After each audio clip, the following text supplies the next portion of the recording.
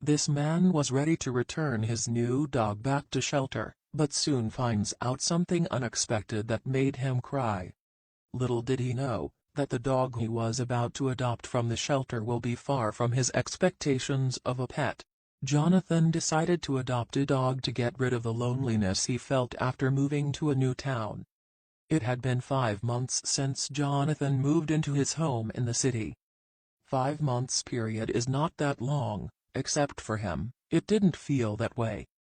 Despite the friendly neighbors and the lively city, Jonathan had one struggle: the feeling of loneliness. He soon decided he wanted some company. And what other company could he ask for when the local newspapers were flooded with advertisements about shelters and animals needing a home? It was a bright Saturday morning. Jonathan was on his way to an animal shelter, eager to adopt a pet.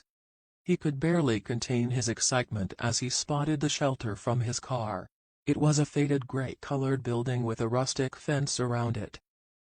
The moment was finally here. He knew he wanted a dog, but he couldn't decide which one to get. They were all adorable, but something didn't seem to fit. Jonathan was about to turn around when he spotted a cage at the far end of the aisle. As he got closer to the cage, he spotted a dog inside. The moment was finally here. He knew he wanted a dog, but he couldn't decide which one to get. They were all adorable, but something didn't seem to fit. Jonathan was about to turn around when he spotted a cage at the far end of the aisle. As he got closer to the cage, he spotted a dog inside. Jonathan came to know that the dog's name is Brownie. He couldn't point out what the reason was, but he knew that this is the dog he is meant to take home. The shelter told Jonathan that it might take Brownie up to 2 weeks to adjust to his new home, so he should be patient with him. They packed all of Brownie's belongings, which included everything he had, a letter to be precise from his former owner.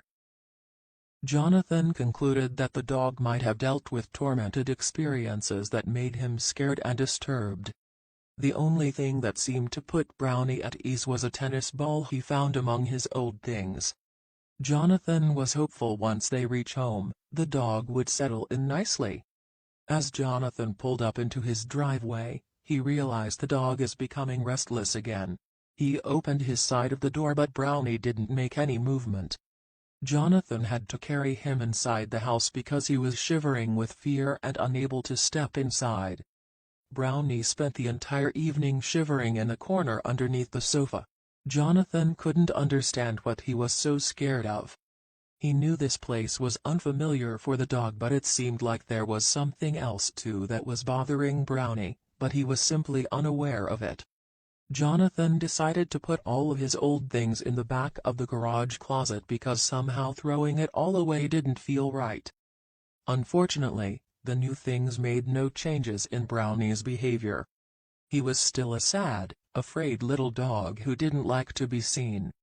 Jonathan was getting more concerned. He expected a happy addition to his life after adopting a dog, but Brownie was quite opposite of that. Disappointment remained in Jonathan's life as his hope of getting rid of loneliness didn't deliver. As a result, Jonathan was still lonely, and Brownie didn't seem happy to him either. He kept wondering what he is doing wrong. He gave him food, water, shelter, and all of his attention and took him for walks. But Brownie didn't seem to care much. His eyes were still sad and he didn't want to go out or eat or do anything. He liked to be left alone. Despite Jonathan's countless efforts, Brownie did not show any changes. He would rarely follow general instructions like, sit or stay, that too if he was in the mood. On top of that, he didn't seem to respond to his name either. He acted like he was a lost soul who didn't know where he belonged. 2 weeks were now over, and Jonathan had seen no change in Brownie. He had a feeling this problem runs deeper than he thought. The shelter asked him to give him 2 weeks to adjust, and now the time was up. Jonathan's intention to help the dog had failed. Jonathan decided to return Brownie to the shelter. It was a heartbreaking decision because Jonathan wanted to keep him, but he knew that he is unable to help him in the way Brownie needs it. Jonathan was packing up Brownie's things one by one when it occurred to him to pack his old things as well.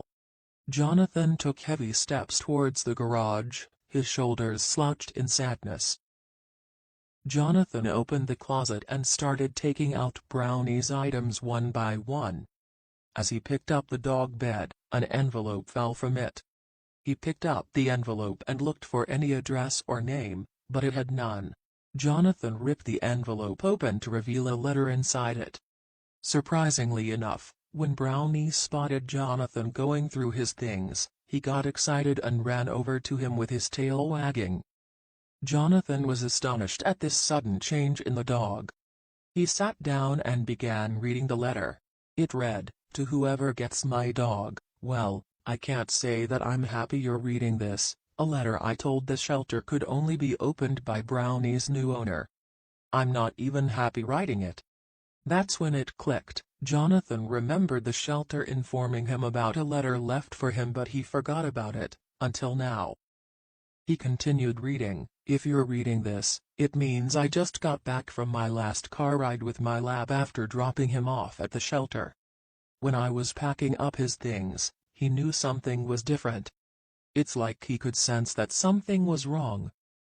So, Brownie was not abandoned, his owner was sad to leave him."